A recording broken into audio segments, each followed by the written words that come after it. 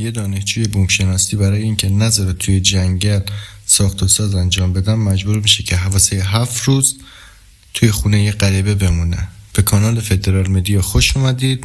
حتما بارها تیزرش رو توی اینستاگرام دیدید و به هر دلیلی نتونستید فیلم کاملش رو ببینید. من اینجام تا ویدیو رو براتون اسپویل کنم. در ابتدای فیلم با یک دانشجوی بومشناسی به نام الیا آشنا میشیم. یه روز که مشغول غذا دادن به اردک‌ها بود، اونجا یه شرکت ساخت و ساز دارن کار عمرانی انجام میدن. خیلی زود با همراه دانشجوهای دیگه اونجا تظاهرات میکنن و بعد از چند روز توی دانشگاه یه آقایی به نام ماتای وارد دانشگاه میشه و در واقع آقای ماتای مسئول اون ساخت و ساز هست و پروژه واسه ایشونه. ماتای اونجا برای دانشجوها توضیح میده که اون قسمت از جنگل خاکش آزمایش شده و با مجوز از اونجا با مجوز اونجا ساخت و ساز انجام میشه. اما باز الی اونجا مخالفت میکنه و مدیر دانشگاه به الی هشدار میده و میگه که توی این پروژه دخالت نکنه وگرنه مجبور میشم از دانشگاه اخراجت کنم. توی سکانس بعدی میبینیم که الیا لخت روی تخت توی خونه آقای ماتای بیدار میشه.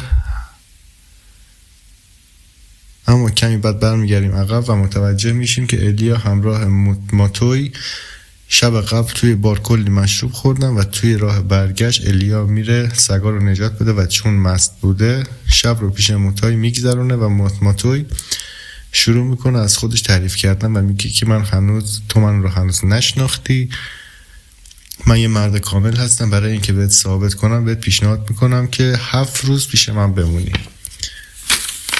عرضم به حضور شما که و اگه تونستی 7 روز پیش من بمونی من پروژه رو متوقف میکنم. الیا همراه دوستش وارد جنگل میشه و میبینی که پروژه رو متوقف شده. الیا به خواسته ماتوی میده و 7 روز توی خونش میمونه. الیا یه قراردادی رو میاره که ماتوی امضا کنه و ماتوی ازش میخواد که یه بند به قرارداد اضافه کنه. میگه همه شرطهای تو رو قبول میکنم اما هر چیزی که من توی این 7 روز بخوام تو باید انجام بدی. اونجا ماتوی ویبراتور برقی رو به الیا نشون میده و ماتوی ازش میخواد که ویبراتور رو توی خودش بذاره و وارد دانشگاه بشه. توی این چند روزی که کنار هم هستن و هم علاقه‌مند میشن و اون ناراحتی قبلی بینشون وجود نداره. توی 7 روز یا بهتره بگیم روز آخر ماتوی الیا رو میبره که به خانوادهش نشون بده و اونجا پدر ماتوی الیا رو مسخره میکنه برای اینکه حامی محیط زیسته و به حیوانات علاقه داره. اما اونجا ماتوی ازش دفاع میکنه و اونو میبره تا قسمت‌هایی از خونه رو بهش نشون بده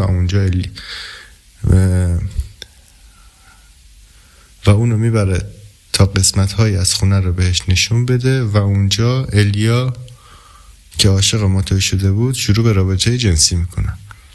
توی قسمت آخر فیلم پدر ماتوی اون رو سرزنش میکنه و ازش میخواد که پروژه رو ادامه بده اما ماتوی مقاومت میکنه و میره که پیش الیا زندگی کنه. بچه‌ها اگه از این ویدیو خوشتون اومد میتونید یه سری به کانال تلگرام بزنید. فیلم کاملش اونجا هستش.